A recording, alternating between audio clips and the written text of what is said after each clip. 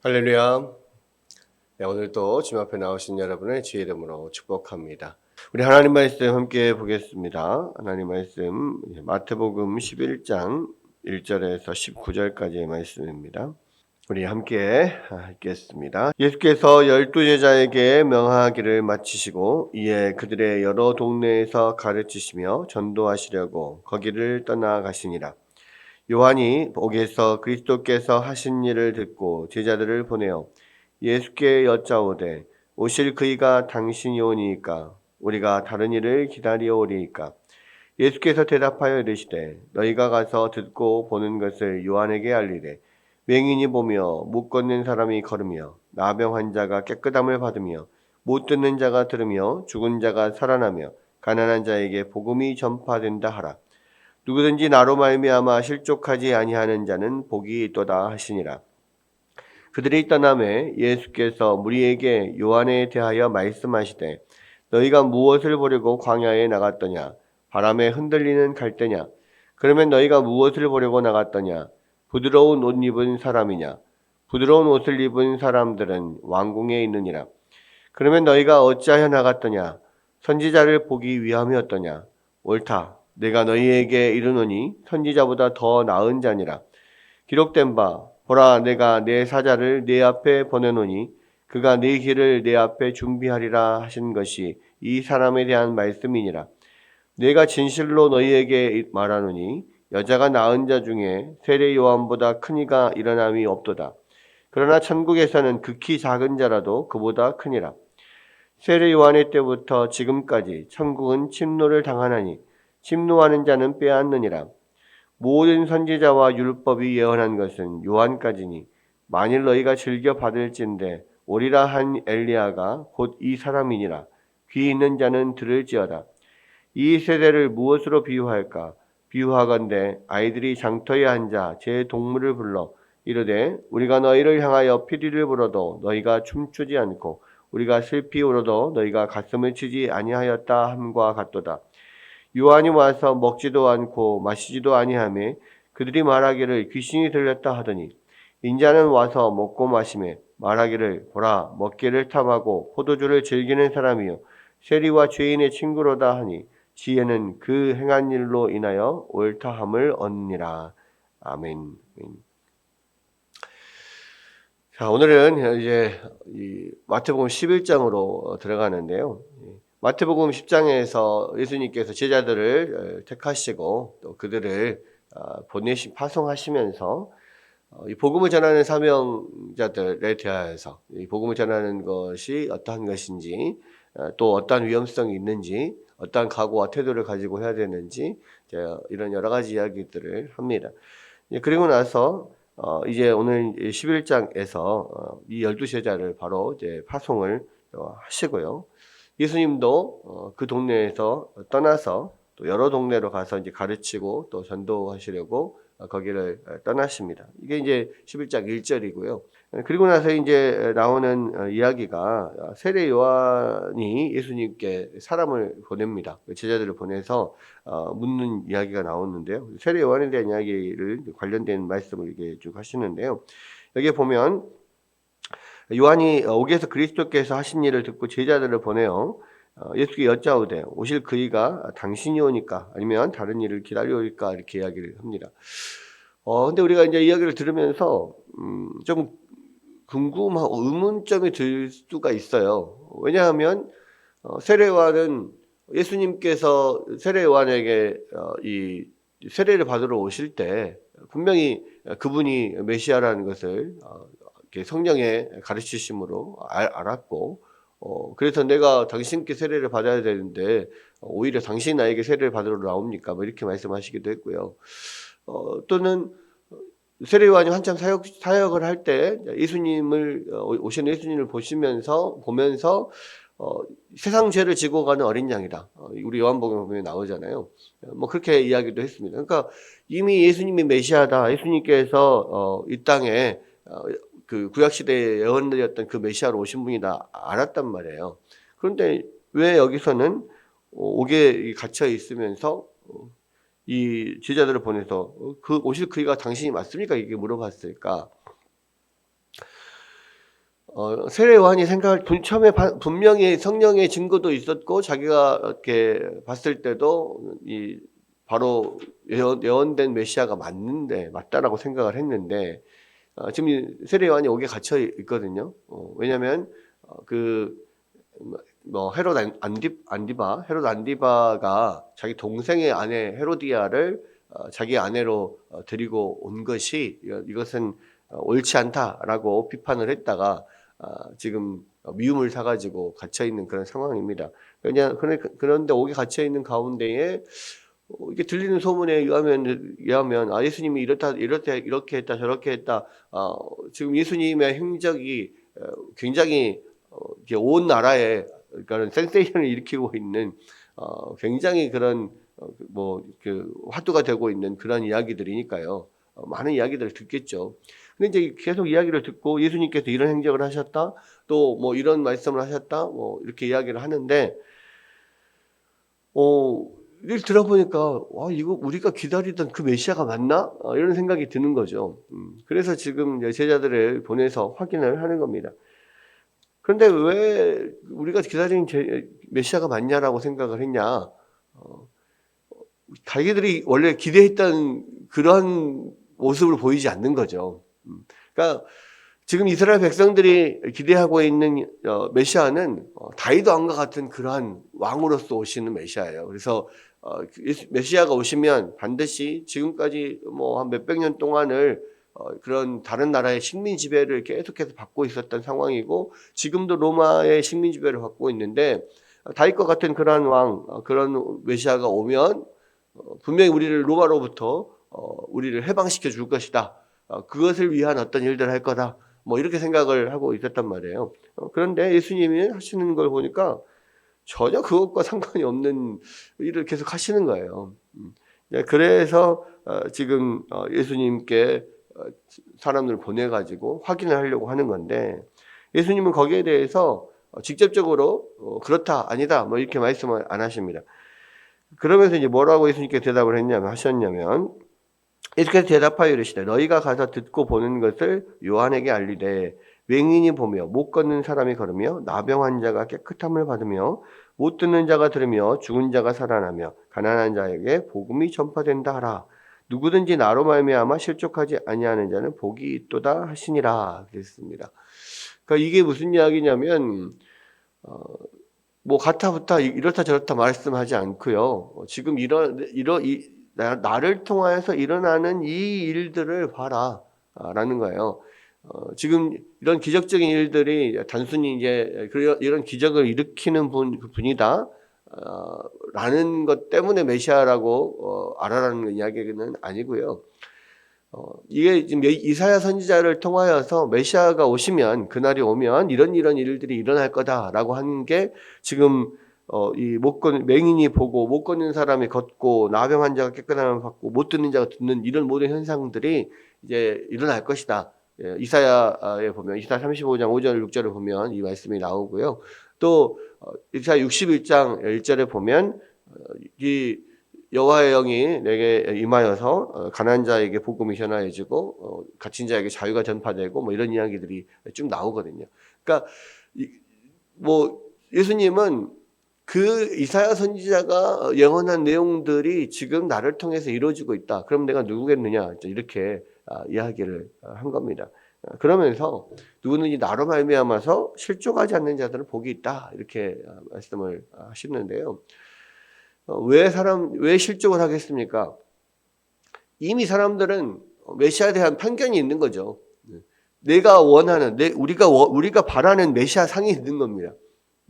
근데 예수님은 사람들이 바라는 메시아로서의 어떤 모습을 보이는 게 아니고요. 철저하게 하나님의 말씀을 계속해서 이루어 가고 계십니다. 그것을 통하여서 내가 구약 성경에 기록된 그 메시아다라는 것을 직접적으로 보여주고 있는 거죠.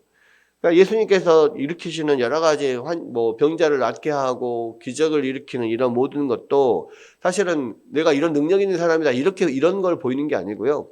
철저하게 하나님의 말씀을 이루시기 위함인 거예요. 마태복음에서는 계속해서 구약 성경에 이런 말씀을 이루시기 위함이라 이렇게 많이 기록이 되어 있지 않습니까?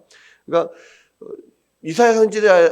이사야서에 그렇게 기록이 되어 있기 때문에 계속해서 그런 기적들을 보여주시면서 내가 바로 구약 시대에 하나님께서 예언하셨던 바로 그 메시아다라는 것을 보여주고 있는 겁니다. 근데 많은 경우에 사람들은요, 늘 자기가 원하는 어떤 메시아 상이 있고, 자기가 원하는 하나님 상, 예수님 상이 있어요. 그래서 자기가 원하는 대로 하나님께서 이루어주기를 바라죠, 항상. 우리는 항상 그렇습니다. 우리가 하나님 앞에 기도할 때도 그렇잖아요. 뭘 위해서 그렇게 간절히 기도합니까? 내가 원하는 것을 하나님 이루어 주십시오. 이렇게 많이 기도를 한단 말이에요.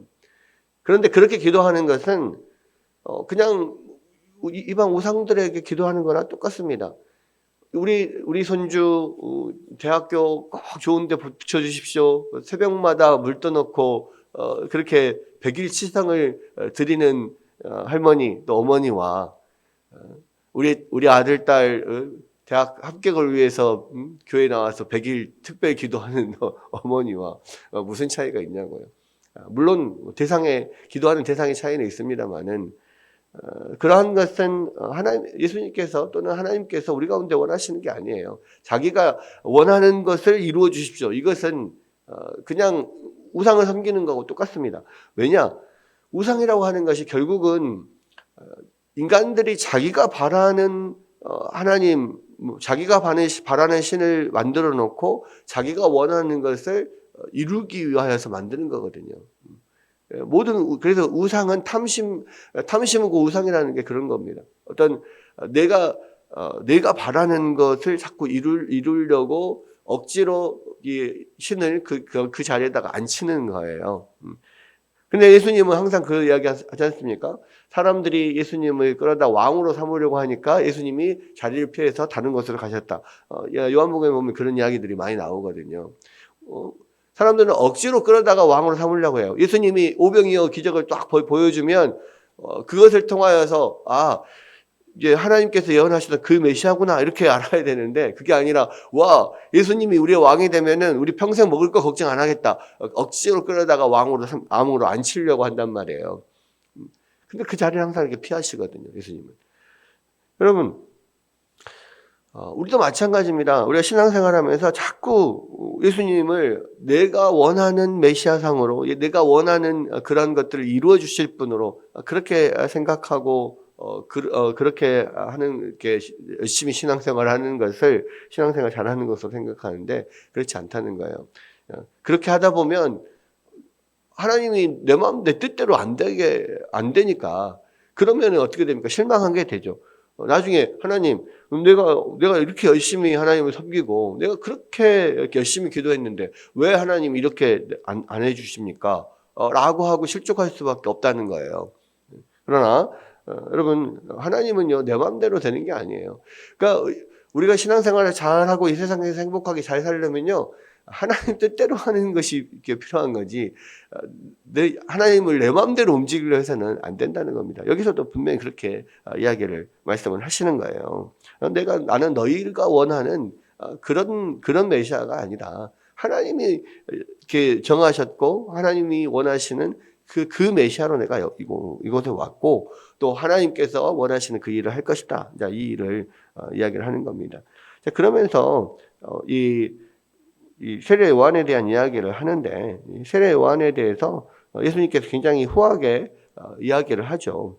세례 요한이 어떤 사람이냐라고 이야기를 하면서 바로 세례 요한이 이 10절에 보면 보라 내가 내 사자를 네 앞에 보내노니 네가 내 길을 네 앞에 준비하리라 이렇게 성경에 기록되어 있는데 바로 이제 말라기 선지자가 이제 나중에 올 메시아가 올 그 사람 앞에 엘리야 선지자가 먼저 와서 이렇게 길을 준비할 것이다 뭐 이런 이야기를 했거든요. 그래서 바로 말라기 선지자가 이야기한 엘리야가 지금 세례 요한이다 이렇게 이야기를 하면서 11절에 보면 그러나 내가 진실로 너희에게 이르노니 여자가 낳은 자 중에 세례 요한보다 큰 이가 일어남이 없도다. 그러나 천국에서는 극히 작은 자라도 그보다 크니라. 네, 그랬습니다. 세례요한은요, 이 여자가 낳은 자 중에 세례요한보다 더 큰 이가 일어남이 없다라고 이야기를 했는데, 구약 시대에서 가장 큰 선지자다라고 지금 이야기를 하는 거예요. 그런데 이제 이것은 어떤 능력이 큰 선지자다라는 의미보다는 이 사실은 선지자라는 것이 뭡니까? 하나님의 뜻을 전하는 거잖아요. 근데 이제 그 전에 있었던 구약시대 모든 선지자들은 하나님의 뜻을 온전하게 완벽하게 잘 아는 게 아닙니다. 하나님께서 주시는 메시지 일부분의 메시지를 전하는 건데, 세례요한은 이제 구약시대의 마지막 선지자다 지금 그렇게 이야기를 하거든요. 이제 신약이 시작되면서 예수님이 직접 오셔서 복음을 전하시잖아요. 그런데 그 전에 그 오는 선지자 중에 제일 마지막 선지자고, 가장 큰 이유는 뭐냐면 세례요한은 다른 구약 선지자와 달리 예수님을 직접 봤잖아요. 직접 듣고 직접 이분이 바로 그 구약 시대에 하나님께서 예언하셨던 그 메시아다라는 걸 직접 선포하기도 했고, 그렇기 때문에 가장 모든 구약 시대의 선지자 중에서 가장 예수님을 직접 먼저 만나보고 가장 밝게 예수님을 알게 된 선지자였다는 거예요. 그런 의미에서 크다라고 이야기를 하는 겁니다. 그러나 천국에서는 극히 작은 자라도 그보다 더 크다 그랬습니다. 왜 그렇습니까? 신약 시대가 시작된 이후로는요, 예수님께서 그 모든 것을 직접 오셔서 말씀하시고 또 직접 보여주시고 또 하나님의 말씀을 온전히 십자가를 지심으로써 이루시고 그 모든 것들이 밝혀지게 됐잖아요. 그래서 이제 성경은 그 계시의 점진성이라는 게 있거든요. 구약 시대에서 희미하게 보여졌던 것이 하나님의 그런 구원 계획들이 점점 밝히 보여지다가 마지막 예수 그리스도에 이르러서 완전하게 밝혀지는 거. 그래서 이 성경은 계시의 점진성을 가지고 있다 이렇게 이야기합니다. 이제 그런 면에서 신약 시대의 사람들은 그 전보다 훨씬 더 큰 자다. 그 극히 작은 자라도 더 크다라고 이야기를 할 수가 있는 거예요. 네. 또 그러면서 또 이야기하기에는 하는데 뭐라고 이야기를 하냐면, 이 세대에 대해서 이야기를 하면서 이 말씀이 선포가 되면은 그 말씀에 반응을 해야 되거든요. 여기서 12절에 보면 세례 요한부터 지금까지 천국은 침노를 당하나니 침노하는 자는 빼앗느니라 그랬거든요. 그러니까 이 말씀이 선포가 되면 그 말씀을 듣고 반응하는 사람들이 그 말씀을 통하여서 회심하고 그리고 이제 천국으로 들어오게 되는 겁니다. 그리고 이 천국은 그냥 가만히 있어서 들어가는 게 아니고요. 하나님의 말씀을 통하여서 그 말씀을 통하여서 그 말씀을 붙잡고 계속해서 예수 그리스도를 닮은 자로 변화되어 가면서 그렇게 적극적으로 이 말씀에 반응하는 자들만이 천국을 들어갈 수 있는 거예요. 그래서 천국은 침노하는 자의 것이다라고 이야기를 하는 거거든요. 근데 여기 지금 예수님께서 밑에 비유를 통해서 말씀하시면서 도대체가 반응을 하지 않는다. 그러면서 이야기를 하죠. 요한이 와서는 먹지도 않고 마시지도 아니하며 그들을 향하여서 귀신 들렸다라고 이야기를 하더니, 인자는 와서 먹고 마시니까 먹기를 탐하는 자, 세리와 죄인들의 친구다. 이렇게 이야기를 한다는 겁니다. 그러면서 전혀 반응하지 않아요. 그렇게 해서는 천국 백성이 될 수가 없다는 겁니다. 여러분, 우리가 지금 복음이 선포될 때, 말씀이 들려질 때요, 우리가 반응을 하고 거기에 대해 그 말씀을 붙잡고 회개하고 또 그 말씀대로 변화되어 가고 또 예수 그리스도를 닮아가고, 이러한 과정이 없이는 우리가 천국 백성이 될 수가 없어요. 그 천국은 침노하는 자의 것이에요. 우리가 계속해서 어떤 예수 그리스도를 닮아가는 과정들, 구원의 그런 여정 과정들을 거쳐가야 되는데, 많은 사람들이 하나님의 말씀에 전혀 반응이 없습니다. 우리가 천국에 간다는 것은 완전히 계속해서 성화되어 가서 완전한 예수 그리스도를 닮은 자로 변화되어야만 천국에 들어갈 수가 있는 거거든요. 그러니까 우리가 예수 믿고 이 땅에서 이 말씀을 계속해서 배우고 또 이곳에서 신앙생활하고 이 천국에 들어가기까지 기간이 있는 거예요. 만약에 우리 예수님을, 그러니까 복음을 듣고 예수님을 딱 믿었다, 그렇게 믿음이 생겼다, 그러면은 내가 천국에 들어간다라고 하면요, 우리가 예수 믿는 순간 다 죽어야 돼요. 그래 천국에 들어가죠. 근데 예수님을 믿어도 지금 이 자리에 남아있는 이유는 뭡니까?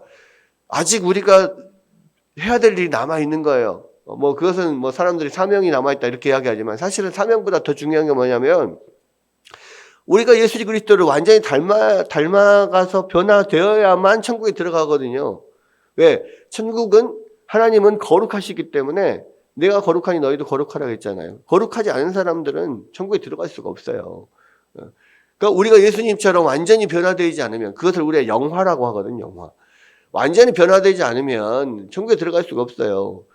그런데 어떤 100%, 100가지의 우리 안에 완전히 변화가 돼서 100이 되어야 되는데 그러면 계속해서 우리가 10, 20, 30, 40 우리의 모든 삶에서 계속해서 올라가야만 그 과정을 통해서 100에 이를 거 아닙니까? 그런데 많은 이 시대의 크리스찬들이요. 딱 예수님을 믿었다. 그러면 여전히 10, 20 정도가 있는데 그 이후로는 전혀 우리가 변화되려고 하지 않아요. 성화되려고 하지 않아요. 그냥 가만히 있으면 예수님이 마지막에 죽는 순간 띡 우리를 천국으로 데리고 가실 거다. 이렇게 생각한다고요. 근데 그렇지 않습니다. 두렵고 떨림으로 너희의 구원을 이루라. 분명히 사도 바울은 이야기를 했거든요. 그런 면에서 예수님께서 그런 반응의 면을 이야기를 하면서 이 시대도 마찬가지라는 겁니다. 우리가 말씀에 계속해서 반응하고 말씀 붙잡고 우리가 씨름하고 그렇게 예수 그리스도를 닮아가려고 하는 그런 성화가 우리 가운데 있지 않고서는 우리가 하나님 나라에 들어갈 수 없다는 것을 우리가 분명히 기억하고 이 말씀을 통하여서 다시 한번 우리가 주님을 온전히 붙잡고 주의 말씀대로 또 열심히 살아갈 수 있는 모두가 되기를 주님으로 축원합니다.